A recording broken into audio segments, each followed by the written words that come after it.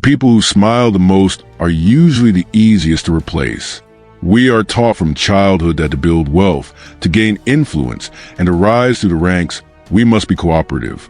We are told to be likable. We would amass the agreeable teammate, the dependable friend, and the benevolent leader, assuming that the world rewards good intentions. But if you look closely at the architecture of real wealth and enduring influence, you notice a quiet, almost unsettling pattern. The individuals who command the highest premiums, the figures who dictate the terms of their industries, and the leaders who hold territory are rarely the ones trying to win a popularity contest. In fact, the moment you become entirely predictable in your kindness is the exact moment your value begins to depreciate. Niccolo Machiavelli observed a fundamental flaw in human nature over 5 centuries ago, one that modern psychology continually confirms. People are driven by self-interest, and they adjust their behavior based on what they stand to lose. When you offer nothing but unconditional warmth, people realize they have nothing to lose by taking you for granted. They don't respect your boundaries. They merely negotiate around your patience. This is not a defense of cruelty, nor is it an endorsement of corporate tyranny. It is an exploration of a harsh psychological reality. True wealth, whether financial, social, or emotional, requires a specific kind of gravity. It demands that the people around you understand on a subconscious level that your presence is a choice, your favor is earned, and your displeasure carries a heavy price. If everyone feels entirely safe disregarding your boundaries, you aren't being respected. You are just being tolerated until someone more assertive arrives to claim your space. Most men spend their lives operating under a profound delusion. They believe that if they work hard enough, stay quiet enough, and cause zero friction, the system will eventually reward them with prosperity and status. They treat life like a meritocracy governed by a benevolent schoolteacher. But the market does not possess a conscience. The social hierarchy does not keep a ledger of how many times you swallowed your pride to keep the peace. When you look at why capable, intelligent men remain stagnant, stuck in mid-level roles, underpaid in their businesses, or dismissed in their personal lives, the issue is rarely a lack of competence. The issue is a surplus of compliance. They have trained the world to treat them as utility items rather than strategic forces. Think about the objects in your life that you use every day. Your desk lamp, your office chair, your standard software applications. You rely on them, yes, but do you respect them? Do you worry about offending them? Do you negotiate with them? No. You use them until they wear out, and then you replace them without a second thought. This is exactly how an overly compliant person is viewed by the machinery of power.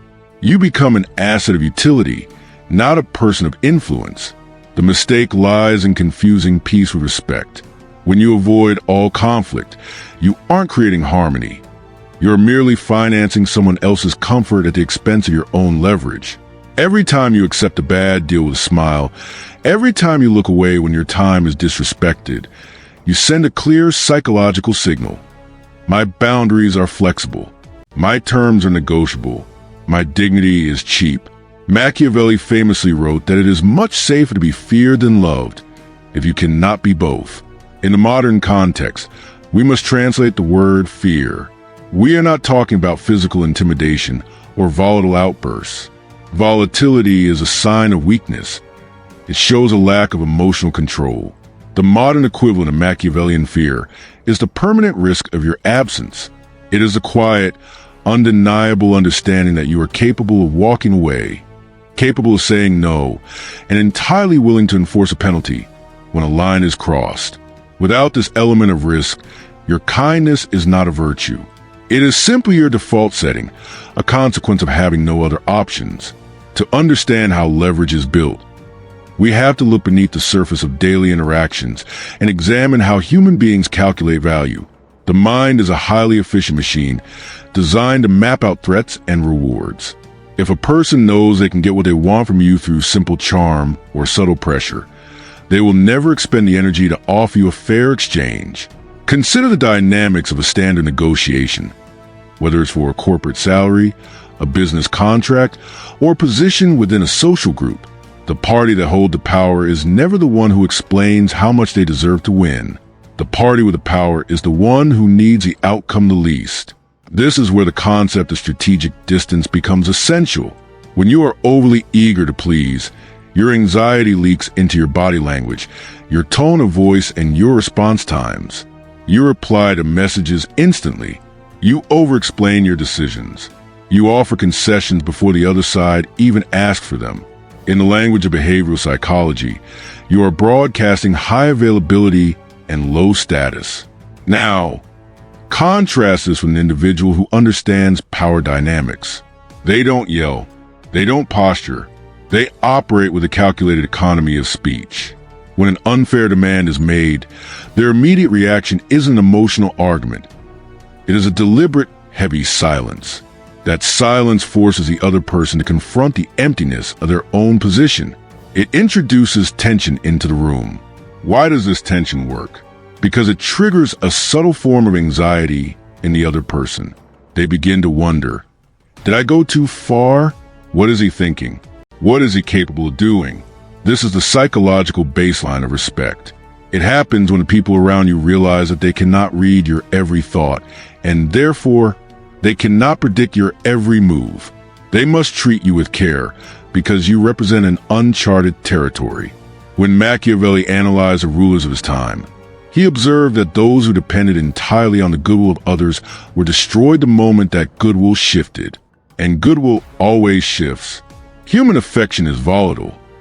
It is dependent on mood, circumstance, and convenience. But the calculation of self-interest is constant. If someone knows that crossing you will cost them their reputation, their profits, or their peace of mind, they will remain disciplined in their dealings with you, regardless of how they feel about you personally. Wealth flows toward leverage, and leverage is built on the willingness to let a bad arrangement fail, rather than saving it through your own uncompensated sacrifice. The most common trap an intelligent man falls into is the belief that he can change the nature of a broken system by investing more emotion into it.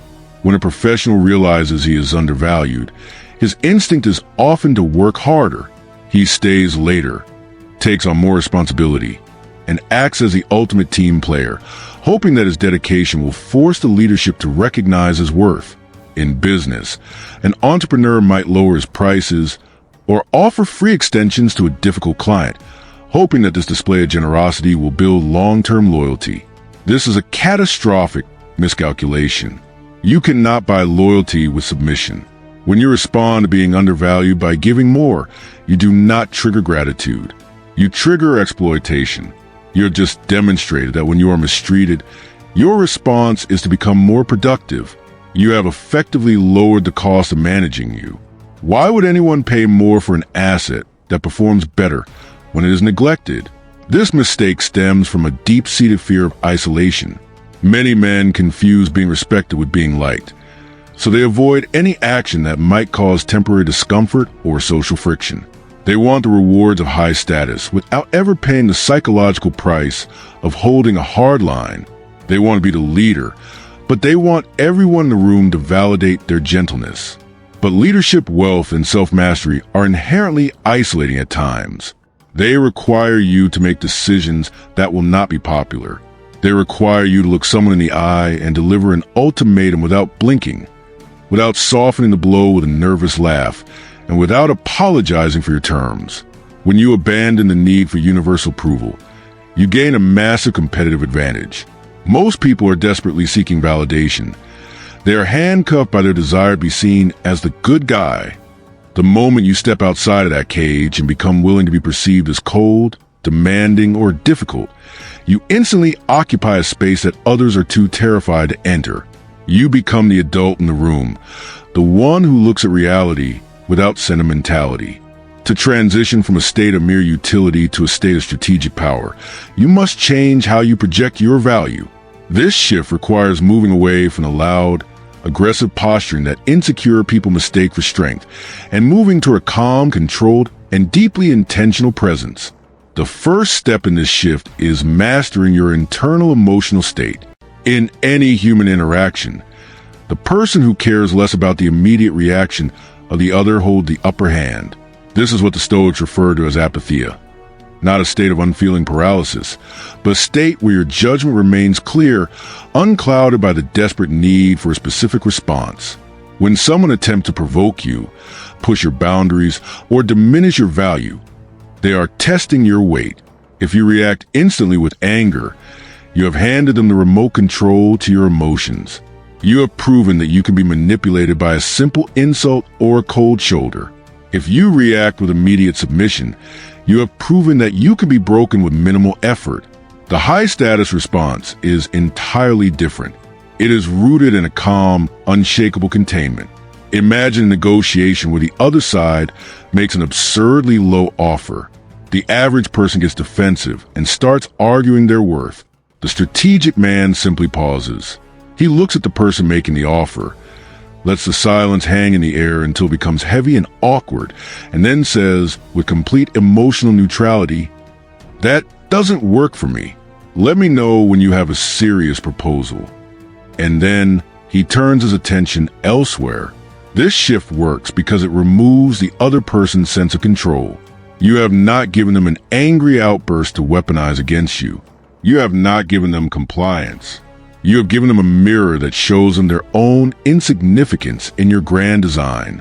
By maintaining this posture, you change the nature of the relationship. You are no longer a candidate begging for an opportunity. You are an independent entity evaluating whether the other party is worthy of your resources, your time, and your expertise. Wealth does not seek out those who beg for it.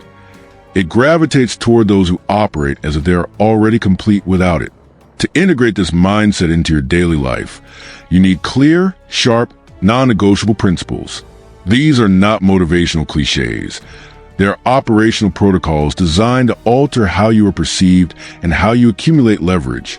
Rule I: cultivate the power of absolute absence. Your value is directly tied to your scarcity.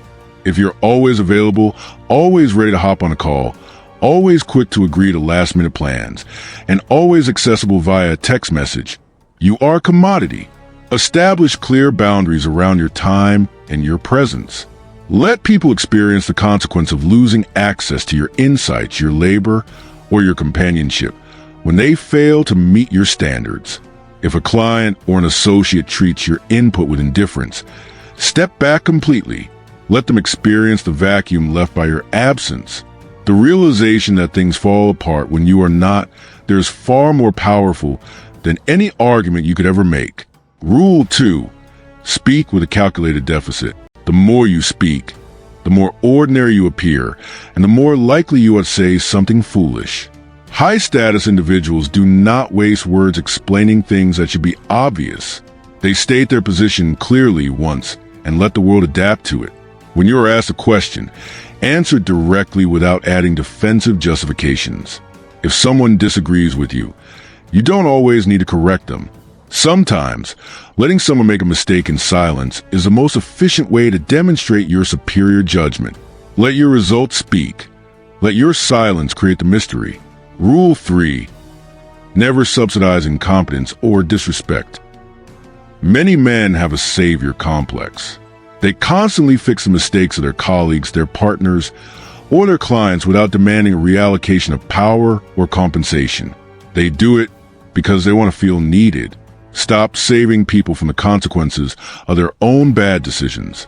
If a joint venture or a project is failing because the other side isn't putting the work, do not double your efforts to carry them across the finish line. Let it crack. Let the friction occur. When the dust settles, they will realize they lack the weight to survive without you, and your next negotiation will be conducted on your terms entirely. Rule 4. Keep your ultimate move unpredictable. If people can predict your reaction to every scenario, they can manage you with a spreadsheet. They know exactly how much pressure to apply to get a specific result. To prevent this, maintain an element of strategic ambiguity. Do not show your hand early. Do not tell people your long-term plans, your vulnerabilities, or your exact financial status. Let them speculate.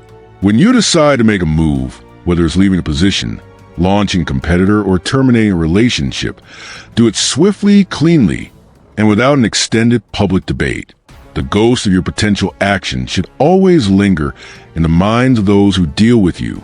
In the final analysis, wealth is not merely a number in a bank account, nor is status a collection of superficial titles. True wealth is sovereignty. It is a capacity to live your life on your own terms, to protect the people you care about, and to refuse any arrangement that requires you to bend your knee to someone else's incompetence. Machiavelli did not write his observations to create monsters. He wrote them because he understood that the world is full of individuals who will gladly use your morality as a weapon against you. They will ask you to be gentle so they can take your share. They will ask you to be patient so they can move ahead of you in line. The man who decides that he must be feared in the modern sense, the man who resolved to be a figure of consequence, boundaries, and unshakable self-command, is not choosing malice. He is choosing reality. He is deciding that his life, his vision, and his time are too valuable to be sacrificed on the altar of social convenience. The next time you find yourself about to smile through an insult or about to accept a contract that demeans your intellect, pause. Remember that every dynamic you experience is a product of what you have allowed. Step back into your own skin. Let the room grow cold for a moment.